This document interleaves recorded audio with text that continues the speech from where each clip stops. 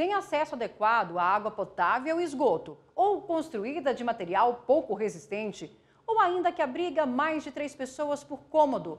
Se a casa tem ao menos uma dessas condições que eu falei agora, ela é considerada inadequada de acordo com a Organização das Nações Unidas. Embora as favelas sejam mais comuns em países em desenvolvimento, em países ricos, os bairros mais populares recebem um título de bairros marginais ou slums. Mas como eles são? Da Finlândia, considerado o país mais feliz do mundo, nós vamos saber agora. E quem vai mostrar é o casal Aimee e Sami. Então conta pra gente como funciona aí.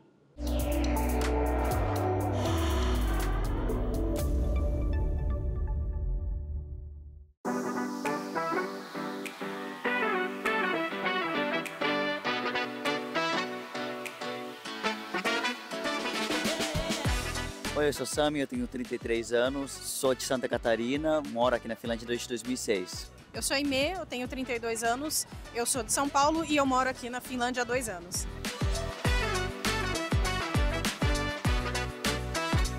A Finlândia ficou em primeiro lugar no ranking de país mais feliz do mundo por 6 anos consecutivos. Eu acredito que isso deve despertar a curiosidade de muita gente de saber como que é a vida aqui, se aqui tem pobreza ou se tem desigualdade. É o que a gente vai falar um pouquinho hoje. O pobre finlandês tem um nível de vida bastante elevado. Se ele está desempregado, você ganha um suporte de desemprego, que é, no total, junto com o suporte de moradia, por enquanto, 1.300 euros por mês. 1.300 euros, tu consegue viajar, tu consegue comer, comprar móveis. E agora a gente vai mostrar como é que é um bairro pobre aqui na Finlândia. Então vamos ver.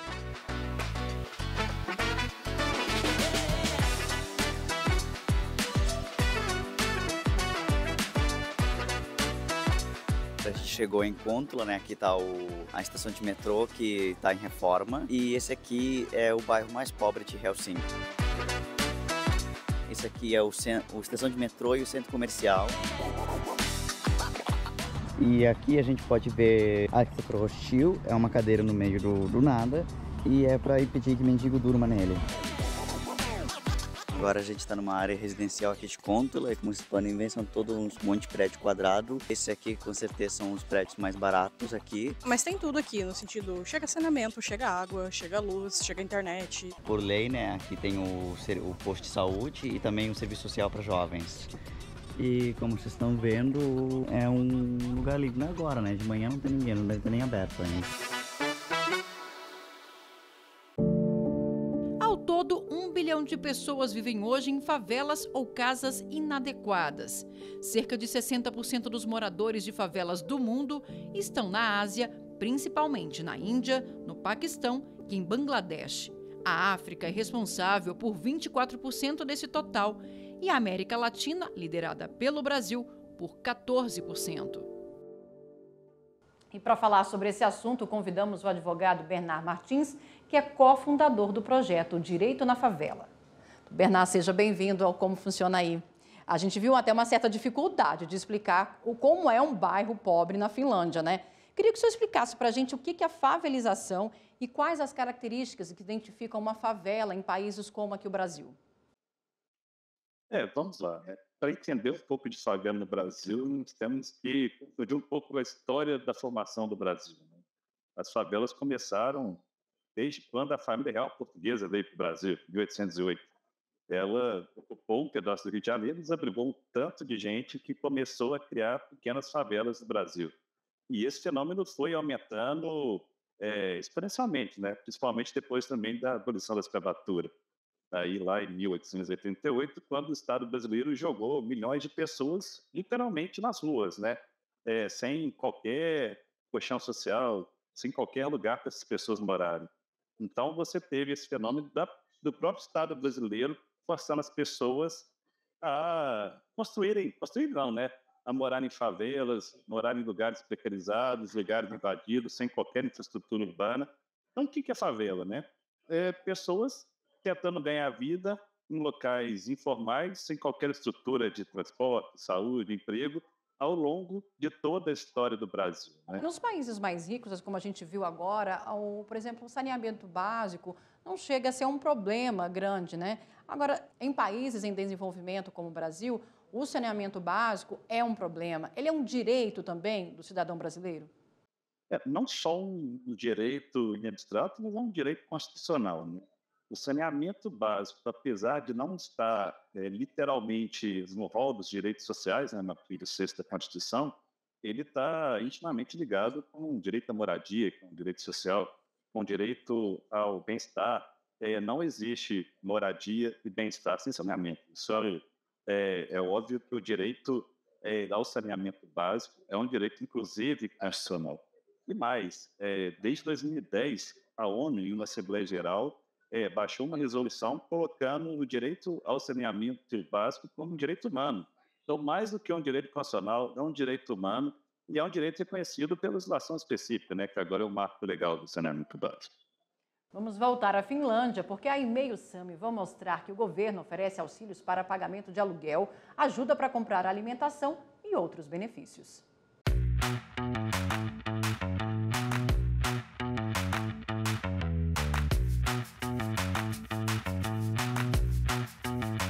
Aqui na Finlândia, por lei, todo município tem que ter serviços públicos. Então, ali no centro tem biblioteca, escola, ali onde a gente estava, né, na estação. Então, serviços aqui não faltam. Tu não precisa viajar lá para o centro para ganhar atendimento. Só se for por alguma coisa muito complicada, que aí eu acho que vai para o Hospital de Meilat, que fica ali no centro. Mas, como vocês podem ver, tudo bem arborizado, asfaltado e limpo. Assim, sujeira não tem, mesmo que isso aqui é um bairro pobre de prédio tudo igual. Bem estilo europeu. Uma dúvida, as pessoas têm vergonha de falar onde moram? Eu lembro no Brasil que tinha gente que tinha vergonha de falar de onde morava. Eu lembro que uma amiga falou o bairro que ela morava, e aí uma colega dela falou, nossa, não tem vergonha de falar que mora pra lá, não? Ah, eu falo que eu moro pros lados lá da Zona Norte, mas não falava o bairro. Não sei se tem esse estigma todo, sabe? Tipo, pô, aqui é Quebrada, Zona Leste de Helsinki, sei lá. Eu não sei se eles têm vergonha. Por lei, né, tem prédios com mais caros e apartamentos mais caros, apartamentos mais baratos, é tudo misturado. Quanto mais pobre o bairro é, mais murais coloridos tem para tentar compensar o visual cinza desses prédios aqui. Mas aí o bairro rico não precisa de grafite, expressão artística, é só arquitetura mesmo. Então, vocês podem ver, aqui a gente passa já por 2 parquinhos. Tem lugares aqui para criança brincar, mesmo que esse aqui é o bairro mais pobre. Aqui também é por lei, todo apartamento tem que ter um pátio com lugar para brincar. Acho que só os prédios mais antigos, tipo antes da década de 60, que não tem esse tipo de estrutura. Mas ó, aqui tem uma horta comunitária.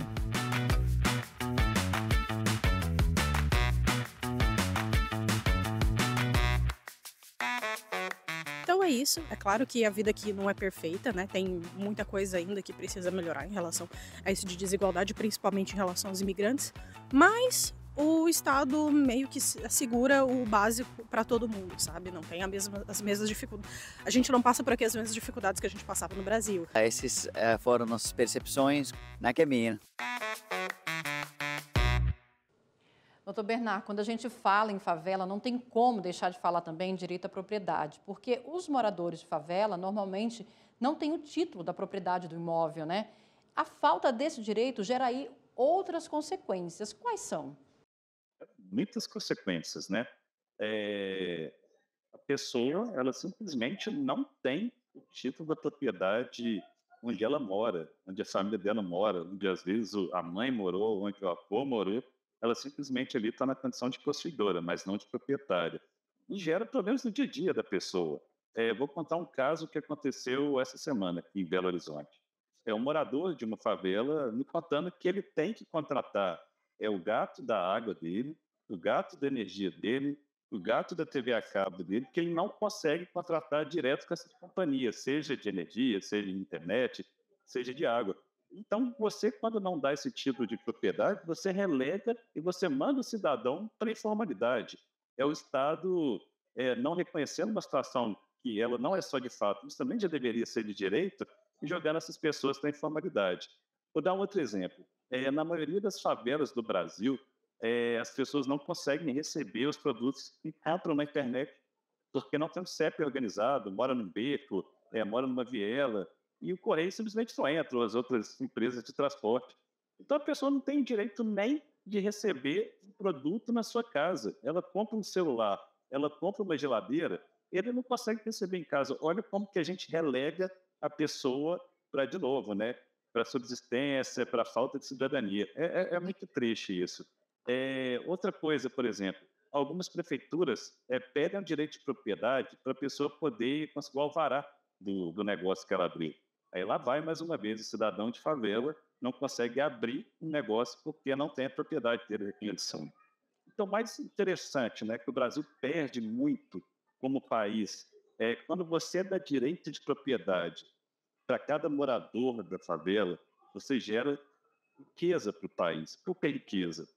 A pessoa vai poder transacionar o imóvel dela, pode comprar, pode vender, ela vai ter mais segurança para investir no imóvel, para crescer o imóvel, para expandir. Ela pode dar o imóvel dela em garantia para abrir um negócio, para comprar um carro, uma casa, uma outra casa. Quando a gente não dá isso, a gente trava a favela, a gente não deixa ela circular dinheiro, a gente não gera riqueza para o país.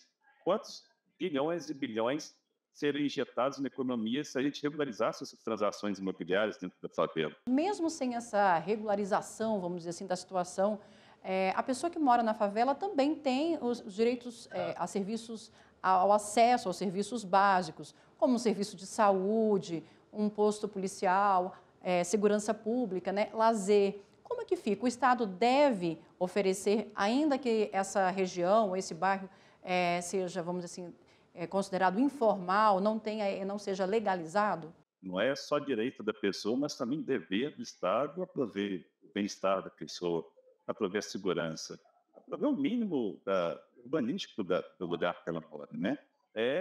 Não tem razão de existir no Estado se não for para exercer, né, os deveres de criar o bem-estar da população. E não é só um discurso retórico, né? Isso está, inclusive, previsto na Constituição, como um dos fundamentos da República Brasileira, no artigo 3º, direitos fundamentais no artigo 5º, direitos sociais no artigo 6º. Então, assim, são direitos positivados, direito da pessoa. É um contrassenso a gente dizer se a pessoa é cidadã, mas é um cidadão só formal, mas é um cidadão de direito, a gente dá essa oportunidade para a pessoa, não dá? O Brasil tem que refletir melhor, né, a necessidade que é trazer essas pessoas para a cidadania plena, né, do lugar que elas moram, que é o começo de tudo. Excelente. Vamos fazer agora um pequeno intervalo e a gente volta já já.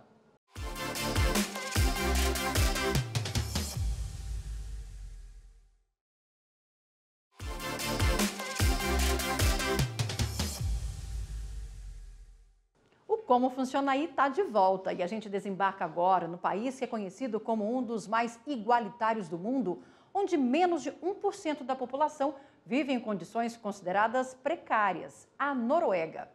De Oslo, o brasileiro Adam mostra pra gente onde estão e como são os bairros considerados mais pobres do país.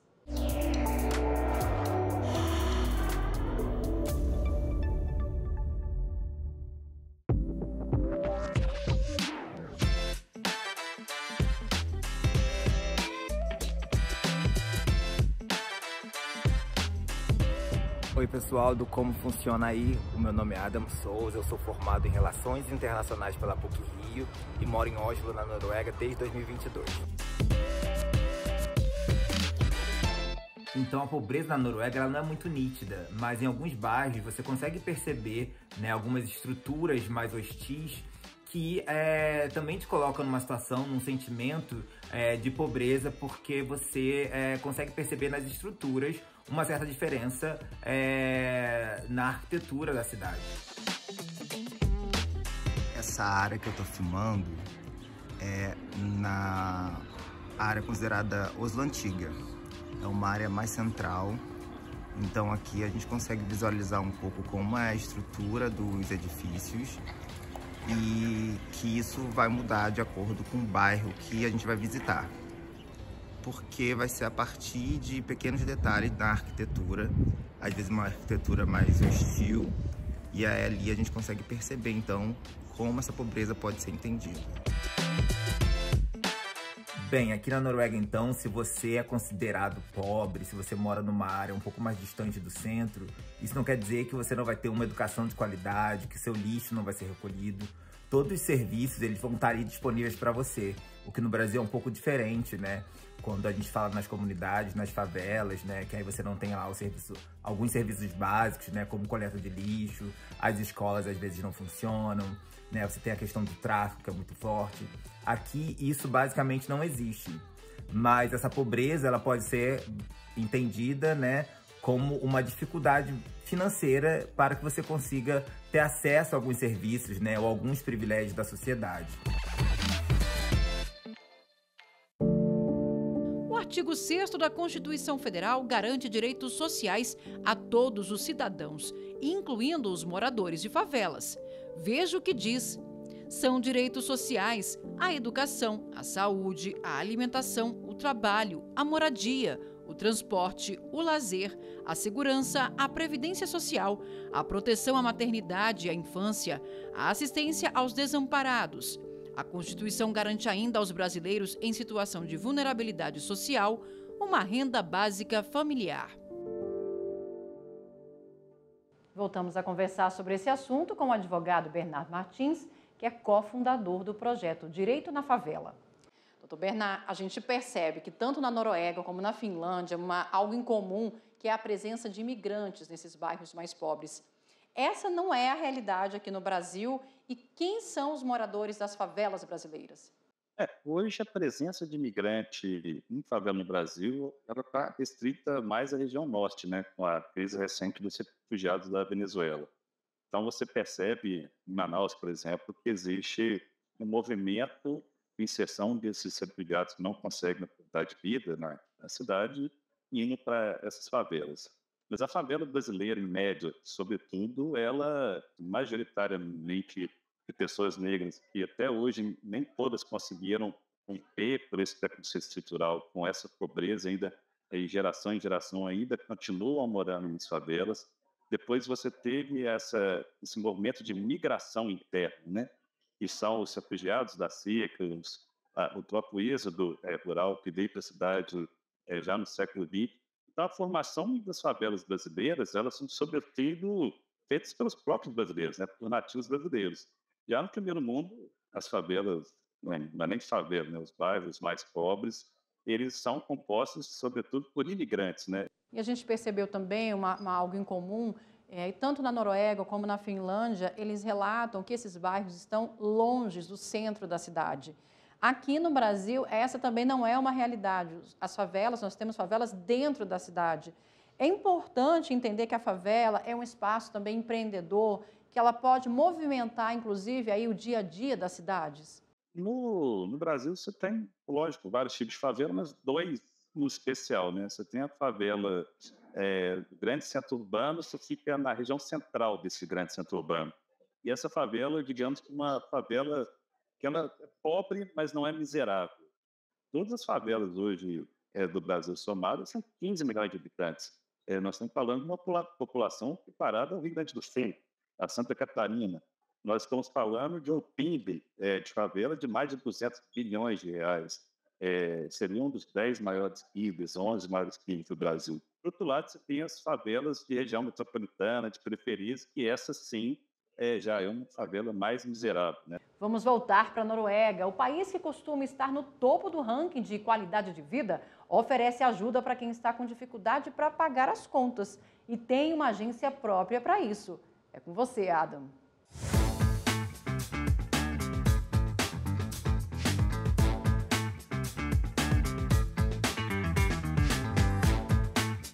Caso você tenha alguma dificuldade financeira, aqui também na Noruega nós temos o NAV, que é uma agência do governo que está ali para te dar toda a assistência necessária social para que você consiga aliviar algumas dessas dificuldades, né?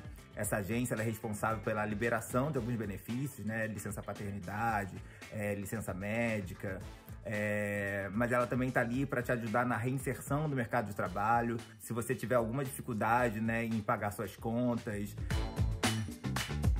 Aqui nós estamos caminhando em direção a Greenland e hoje é sexta-feira e tem a distribuição de alimento. Aquelas pessoas que estão ali na frente, elas já chegaram para retirar a senha, para retirar alimento, que vai ser distribuído às 11 horas da manhã.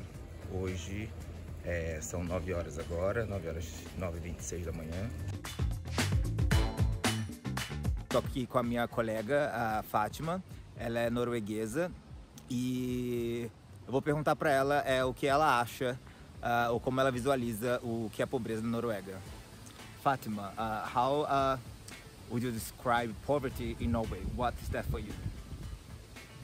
For me, as someone who moved here in, É como eu percebo a pobreza na Noruega. Ela é muito mais sobre a diferença de renda e sobre esses sentimentos né, de cada indivíduo e sobre o acesso a alguns serviços ou alguns equipamentos de lazer. their intake and their jobs. Doutor Bernard, a gente sabe que a realidade da economia brasileira é muito diferente da Noruega. Como as favelas brasileiras resolvem essa falta de acesso aos serviços? A favela, a necessidade, de forma até ruim, mas ela gera uma criatividade, né? Então, a favela tem iniciativas empreendedoras muito fortes, né? O próprio exemplo que eu disse da favela que não tem CEP. Hoje nós temos uma startup aí no Brasil que ela criou um tal de CEP digital. As empresas entregam na porta das favelas os produtos e essa empresa criou o CEP fictício dentro da favela. São mais de 20 favelas hoje que fazem esse serviço. Então você vê que é a favela se organizando para resolver os problemas da favela. Um problema, como que também se resolve? É uma coisa ruim, mas não tem opção, são os gatos. Não chega água, não chega luz de forma formal, mas ela vai chegar de alguma forma. Ninguém vai ficar sem água, sem luz, sem energia em casa, né? Então a favela se organiza disso, para o bem ou para o mal. Deveria o Estado aproveitar essa força criativa da favela e organizar ela para pôr mais a economia, para o desenvolvimento econômico não ser ele simplesmente o desenvolvimento em si mesmo, mas um desenvolvimento social, né? A gente perde muito empreendedor na favela porque a gente não consegue organizar ele, a gente não consegue empoderar ele. Quantas mentes brilhantes a gente vê na favela, quantas iniciativas que a gente vê, né?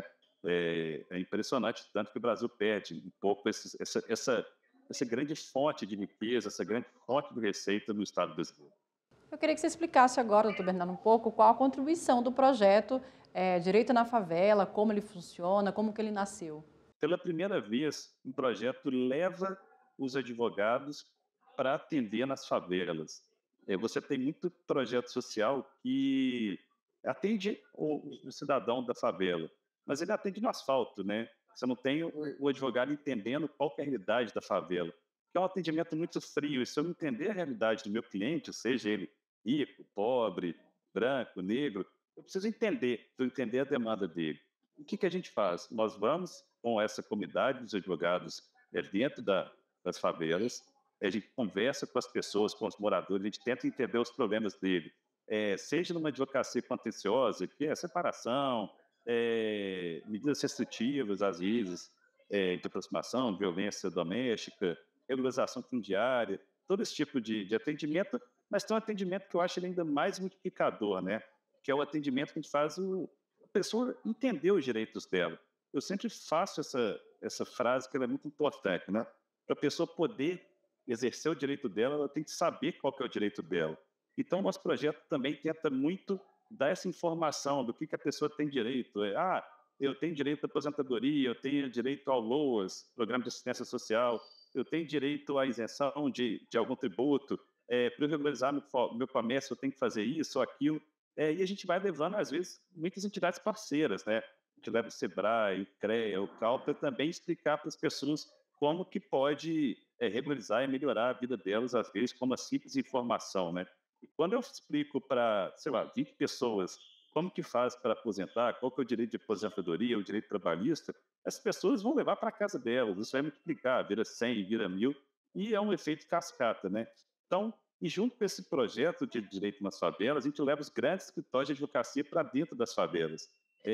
Vamos lembrar que a média do estudante de direito ele vai ser uma pessoa branca, de classe média, e agora, quando eu levo esses escritórios grandes para serem parceiros nossos, você leva essas pessoas para entenderem como é que é o mundo.